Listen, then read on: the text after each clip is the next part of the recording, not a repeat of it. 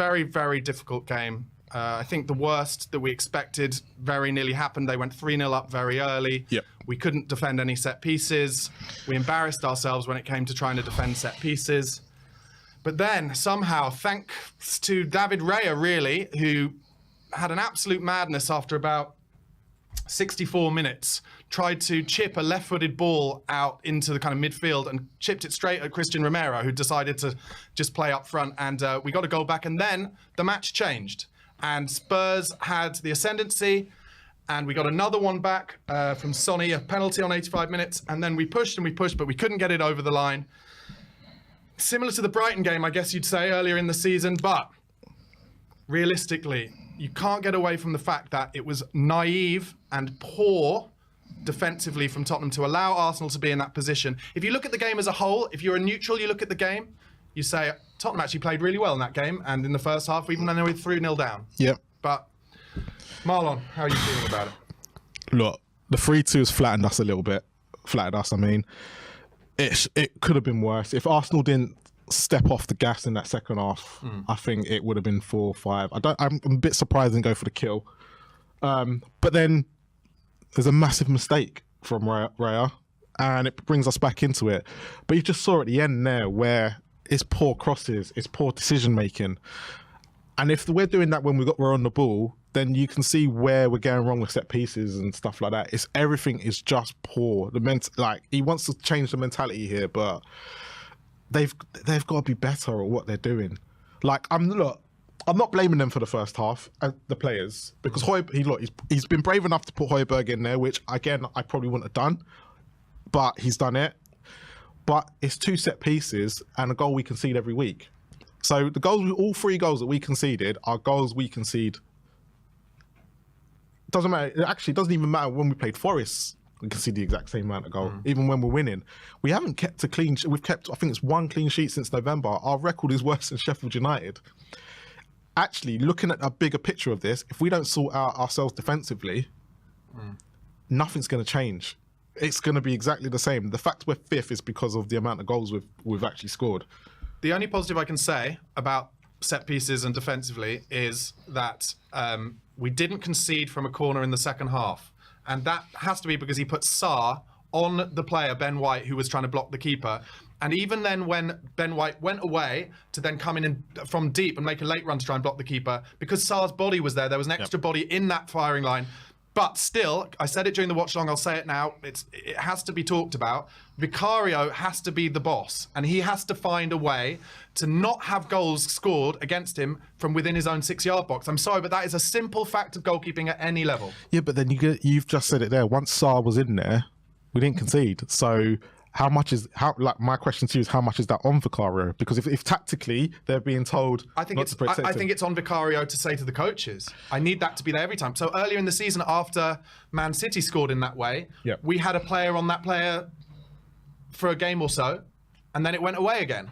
So I get that, but if Vicario comes out to Ange and says, I need somebody on there, and Ange goes, no, he might have said it already. Yeah. I think Vicario is a brilliant goalkeeper. I do. But I think this is a problem, and we're conceding too many goals. Let's go through No, just to go back to that. I do agree with you on the Vicario thing, but the problem that I have with the whole situation is if there was a man, say Sarr's on there, and then the mistakes happen, right? The stuff that he needs to be stronger at, that is on Vicario, right? And again, there's parts in that second, yes, we didn't concede from a corner, but there's parts in that second half where Gary Neville said it in commentary, right? Peter Schmeichel is taking them out. I think the old goalkeeping union are taking them out, even right, and that's the big key difference.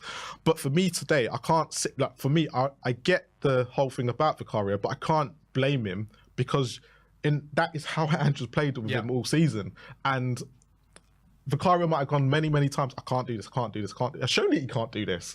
It took until 2.5 games for him to go and help him out, and we didn't concede in the second half. It did happen a bit after that City game. But anyway, we'll go through the game a bit. So the first goal was 14 minutes, an own goal from Pierre-Emile Højbjerg from an in-swinging corner where Højbjerg got caught wrong side of his man when the man had made a run. And as the ball kind of swings in, He wins the header first, but it just slides off his head into the near post. Then on 22 minutes, Spurs had a goal disallowed, an equaliser from Mickey van der Ven, where we'd had a shot from outside the box. Was it Porro, I think, with the shot? Porro with the shot, yeah. And it ricocheted a couple of times off Arsenal players, and Van der Ven was in and finished with absolute, honest, like it was a fucking beautiful finish, like fire, like he slammed it into the back of the net.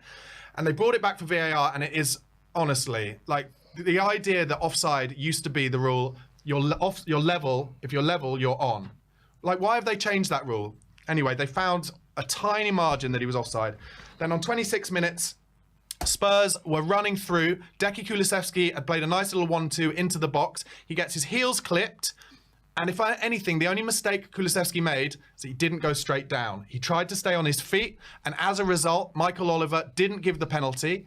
And then Arsenal break up the other end. Ben Davies is left one-on-one with Bukayo Saka, takes it inside him, rolls it into the far corner. When they roll it back for VAR, and all the replays show that Kulusevski was clipped, should have been a penalty.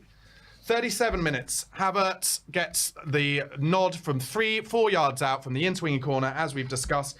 And then it was the goals in the second half, 64 minutes, Romero, and 85 minutes, Son. So that's what happened in the game. But overall, Marlon, in terms of how you'll be feeling this week and how you think Spurs fans will be feeling this week, will they be energised from the fact that we showed some fight at the end? Or will they be, despondent at the fact that, like you said, we've been conceding the same goals, and is consistent, as he said he always would be, that we're going to play the same way, we're going to change the mentality, we're going to learn, and our fans... I don't know. What do you think, if you're going to try and put a percentage on it, overall Spurs fan base? Yep. What percentage of fans are like, stick to the project, and what percentage of fans are like, I can't watch things that are the mistakes that are happening time and time again? So today, I think 60 to 70% won't want to stick to the project just because of this result. Right. And I think what you've just said there, reflection over the next few days, the Chelsea game will come, and then people will start going, okay, the Arsenal game's gone. Hopefully Manchester City haven't messed things up by then. But as long as, this result will start being out of everyone's mind, right? But it's a case of, I think by the time we play Liverpool, I think people will start going, actually, there's a project. The likelihood is that we will finish 5th at the moment. No, look, I don't think the teams behind us are going to catch us, and I don't think we're going to catch Villa. So I think right now is like we are where we are at. So I think a lot of people will be behind the project, but it's only going to last up until the last day of the transfer window. And that's going to be what the most important part is, because we look at it and go, we know what we need, right? The fan base know what we need. Hopefully, everyone inside that club right now knows what we need. We've seen what Arsenal did in 5 years, right? And unfortunately, that's what we have to look at, because we can't look at Manchester City. We can possibly look at Liverpool, but Liverpool are about to start again as well. Right? Villa, again, what will Villa do next season? We don't know. So, unfortunately, we look at Arteta. Arteta's been backed, right? Completely back to the hill. For 10 transfer windows. Right? Spurs, right? And he's been backed since day one, right? Where I know we got Dragushin, but we then got Timo Werner, who hasn't helped the cause. No matter what this is what we have to be totally honest, right? Timo Werner came in to get us 4th. We haven't got 4th. I thought Timo Werner came in to cover for Sonny, really. Yeah, but then he hasn't performed as he should. For me, because we've lost more games, we haven't been in games, and it's been like you have to take the Fulham game. The games we've lost are massive. Absolutely massive. Is there not, sorry to play devil's advocate, but is there not an argument to say that if Richarlison hadn't got injured, then Son would have gone back out to the left, Richarlison would have carried on his goal scoring form of course, 9 anyway? Of course, but if you sign someone like Timo Werner, he's missed so many good chances for us, right, that it's going to come back and bite us in the bum, right, which it has done, right? But nothing against Timo, right, because actually he's come in certain games and played really well, right? But the problem that I have with the signing is that signing wasn't, they're the signers that wasn't brought in for Arsenal when they were going through this project. It's a difference, right? And that's I'd be surprised if we see Werner again this season, because he went off injured. But I understand your point. Do you get what I mean? It's nothing against Werner. It's more against. I do. Yeah. I wanted to ask one question. Yeah. Do you think there's a possibility Ange will come out after this game and say, well, actually, what this proves is, or this is my feeling, is you can't play 11 behind the ball and sit in a narrow, low block for a whole game and not give away chances. And therefore, my attacking formation, if we'd scored the 3 chances we had in the first half with the 2 goals we scored in the second half, it's a totally different game. And actually, is there an argument to say that? I guess are we slightly, when we're feeling negative about it, are we slightly blurred in our heads because the goals that we're conceding are it is, I say the word embarrassing a lot. The fact that we cannot defend a corner is embarrassing. And is that blurring the fact that actually, if you look at it in terms of the data, the stats, we had more shots, we had more chances, we had more possession, and we just weren't clinical enough. And that's part of the process because they're young and they're growing. Well, as we said, right, the only goal today that's conceded because of a handball is Saka's second, yeah. Saka's second, right? Yeah.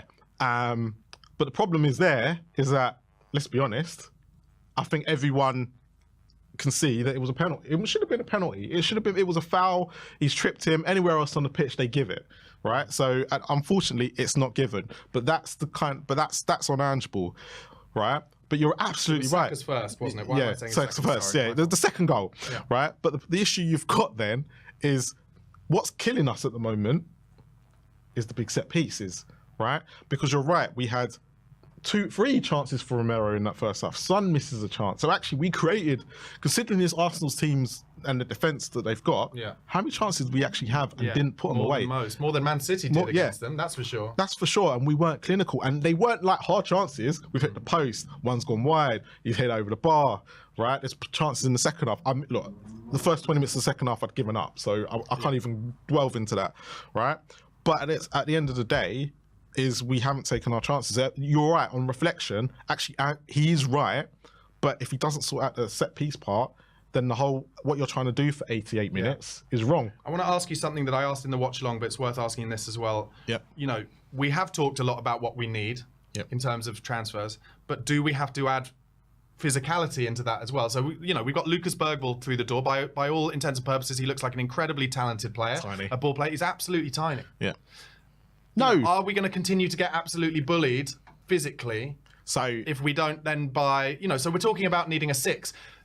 Do we need a 6 who's like actually a monster as well, like physically? We're gonna, because the only player we signed who's physical in the air, and I think I've said earlier, is Dragushin. Yeah.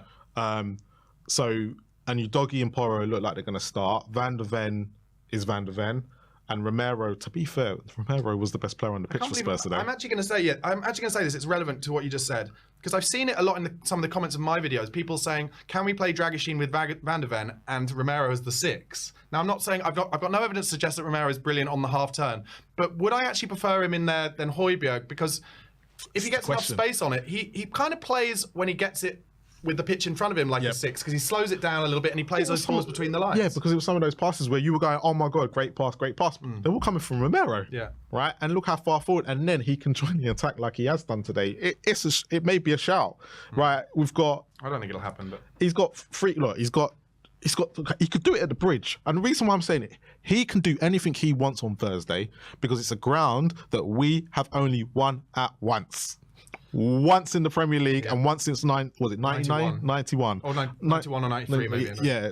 Well, right. I was going to ask about Chelsea. So my feelings on the Chelsea game is they will absolutely turn up and beat us. Yeah. It will be their big statement win game. I mean, I guess they beat us at our place, but it was 9 men. That's what I think. Is there anything in your mind that thinks that could be different? So what I would say is, I guess is worth asking. Have Chelsea got it in them? Has Pochettino got it in him to do what Arsenal and Newcastle did and say, actually, the way to beat Spurs is to sit back? Pochettino, when he was manager of Spurs, I used to sometimes get frustrated because he wouldn't evolve to beat the better teams by shutting up shop a bit. So he used to. So this is quite weird because I remember there was one year he did it at the Emirates and he went and played Dyer, Wimmer, and I think it was Vertonghen as a back 3, and he never done it before, and he actually went quite defensive, and I think he'd done it 2 years in a row because I think Chadley got the equaliser the year before. So he used to go to the Emirates and do it, right? And and then when we started to evolve and get better, he started to attack a little bit more. But you were absolutely right, he didn't do it like against the Uniteds and stuff like that. He just do it when he went to the Emirates. City, I remember that, right. So he was able to do it, but for Pochettino on Thursday, it's one of those as well where he can try anything, because for Chelsea, as long as he comes out of a result, they won't care, right? Again, I so just can see I can see Thiago Silva having an absolutely brilliant game. yeah, of course. And they'll score from set pieces and whatever. I'm not going to ask you for a prediction. We've gone on too long already. Yep. But honestly, thanks Marlon for doing the Thank you. post-match reaction with me.